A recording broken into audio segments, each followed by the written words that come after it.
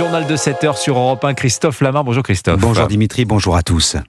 Joe Biden and I, in our administration, worked with members of the Kamala United Harris States hier soir sur on an CNN, la immigration candidate à la Maison-Blanche issue attendue that au is tournant very par ses significant to the adversaires American républicains, people, bien our sûr, security observée de près aussi par ses And soutiens through démocrates. bipartisan Conversation enregistrée mercredi au cours d'un déplacement de campagne en Géorgie. La candidate Harris, accusée de fuir les interviews, s'est expliquée sur certains points clés de son programme, l'immigration et l'écologie. Anne Toulouse, correspondante d'Europe 1 aux États-Unis. Ce duo tant attendu avec la presse n'en a pas vraiment été un, puisque Kamala Harris avait demandé que son colistier participe à l'interview.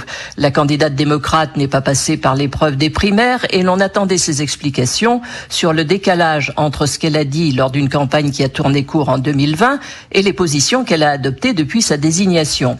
Par exemple, sa récente adhésion à un système d'exploitation pétrolière qu'elle voulait bannir, ou son revirement entre la dépénalisation des entrées illégales aux États-Unis qu'elle préconisait et l'actuelle promesse de durcir la sécurité aux frontières.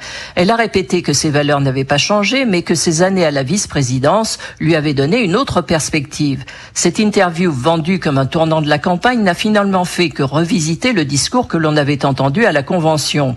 Dans la campagne la plus rapide de l'histoire du pays, il ne reste que 66 jours à Kamala Harris pour se définir sans trop s'exposer, et le vrai moment de le faire sera le débat avec Donald Trump qui aura lieu le 10 septembre. Anne Toulouse, correspondante d'Europe 1 aux États-Unis. Réponse de Donald Trump dans la foulée de cette interview. Et Kamala Harris est une girouette.